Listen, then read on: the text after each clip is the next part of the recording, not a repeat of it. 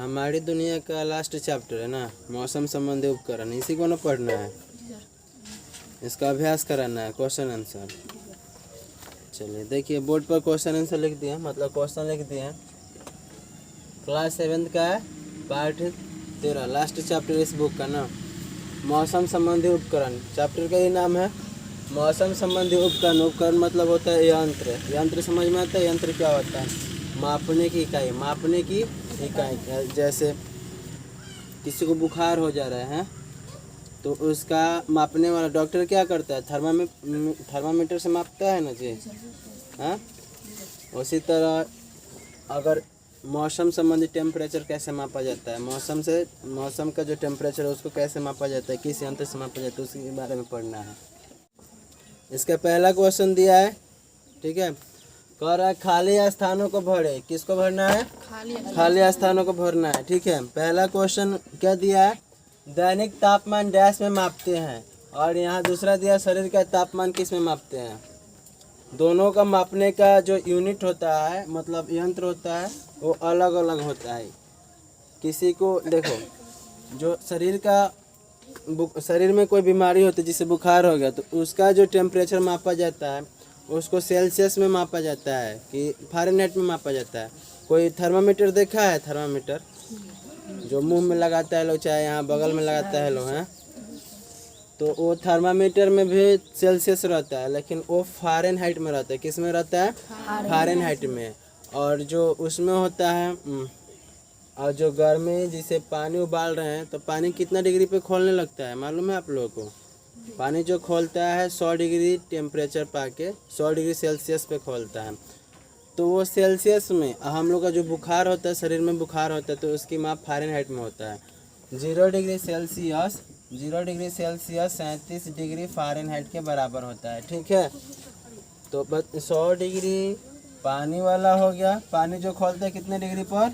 100 degree Celsius पर। हम लोग शरीर का सिंपल तापमान अगर टेम्परेचर रहता है 37 डिग्री फ़ारेनहाइट होता है। चलिए इसमें हम भरते हैं पहले।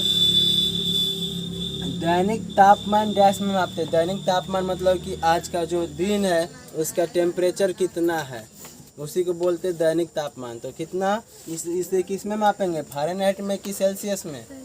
सेल्सियस पैमाने में मापेंगे। किस में मापेंगे? सेल्सियस पैमाने में, ठीक है। दूसरा कर रहा है शरीर का तापमान, तो इसको किस में मापेंगे? फ़ारेनहाइट में कि सेल्सियस में?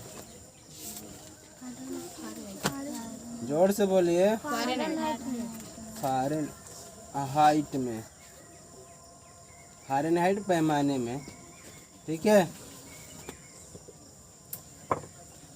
आगे क्वेश्चन तीसरा कर रहा है वायु दिशा। वायु दिशा की दिशा है जी, वायु दिशा में दिशा है। वायु दिशा दर्शक में तीर की पूंछ।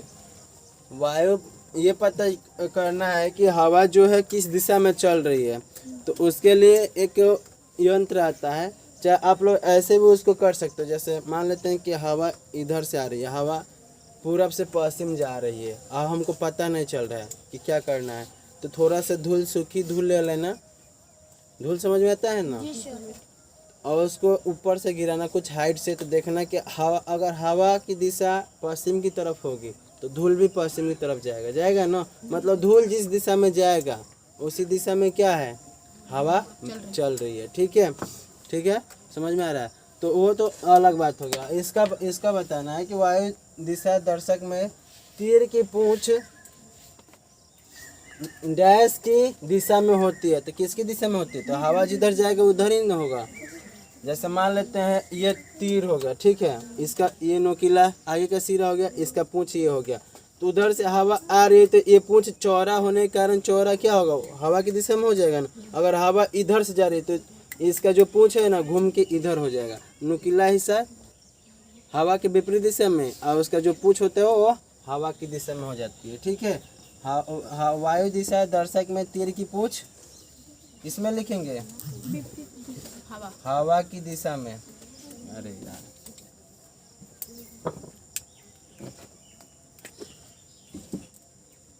दिख रहा है? हवा की दिशा में हो जाती है। ठीक है, किसकी दिशा में? हवा। चौथा क्वेश्चन कह रहा है वर्षा की मात्रा डैश से मापते हैं। कितना बारिश हुआ है, कितना सेंटीमीटर आज बारिश, ठीक है, हुई है, तो इसको किस में मापते हैं? रेन गेज में। रेन गेज, रेन मतलब क्या होता है? बारिश होता है, और गेज मतलब होता है मात्रक, मापने वाला इकाई। ठीक है, तो रेन गेज में, इसका नाम क्या है? बारिश की मात्रा मापने वाले यंत्र का नाम रेन गेज। क्या नाम है इसका? Rain gauge. अब चलिए हमको मिलान करना है। क्या करना है हमको? मिलान करना है। बात नहीं करिए, मिलान कीजिए। आपके बुक का दूसरा क्वेश्चन है मिलान करने के लिए। तो बताइए रेन गेज किस में मिलेगा? रेन मतलब बारिश होता है ना, वर्षा होता है, तो वर्षा इसमें कहीं दिख रहा है आपको? वो किस में जाएगा? ख में। रेन गेज वर्षा की मात्रा का यूनिट है ना। विंड वेन, विंड मतलब क्या होता है? हवा।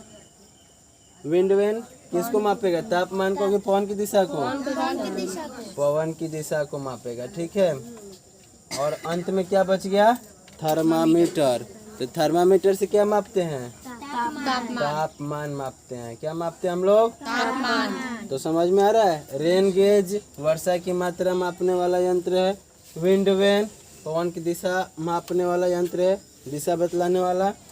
और ग नंबर का हो रहा है थर्मामीटर। तो थर्मामीटर से हम क्या मापते हैं? टेम्परेचर यानी तापमान। वो चाहे टेम्परेचर आपके शरीर का हो और चाहे दिन का टेम्परेचर हो, या किसी चीज़ को हम गर्म कर रहे हैं, जैसे पानी हो गया, दूध हो गया, उसको उबाल रहे हैं, तो उसका भी तो कुछ टेम्परेचर होगा, तो उसको मापने के लिए हम लोग थर्मामीटर का यूज करते हैं। ठीक है, अच्छा ये बताइए थर्मामीटर में, थर्मामीटर देखा है लोग ना? जी सर। तो जो थर्मामीटर में वाइट होता है उसका क्या नाम है? ऊपर नीचे जो करता है वो कौन सा तत्व होता है? तो उस तत्व का नाम है पारा। क्या नाम है उसका? पारा, हाइड्रोजियम जिसको बोलते हैं, Hg। पारा का संकेत क्या होता है? पारा का संकेत Hg, हाइड्रोजियम। ठीक है, याद रखिएगा, ये आपको एग्जाम में पूछता है। चलिए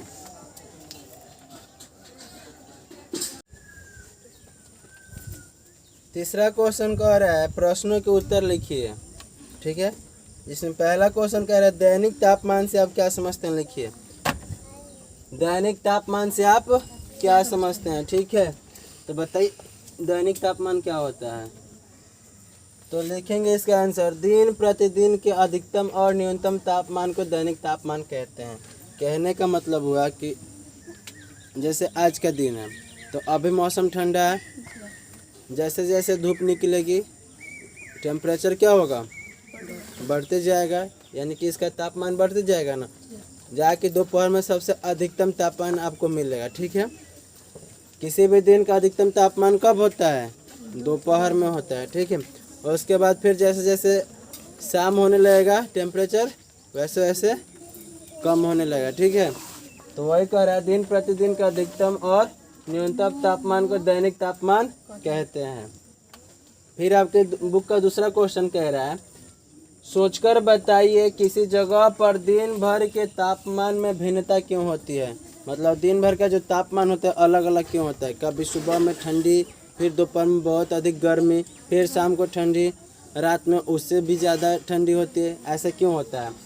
तो इसका आंसर लिखेंगे किसी जगह पर दिन भर के तापमान में भिन्नता का मुख्य कारण कौन है?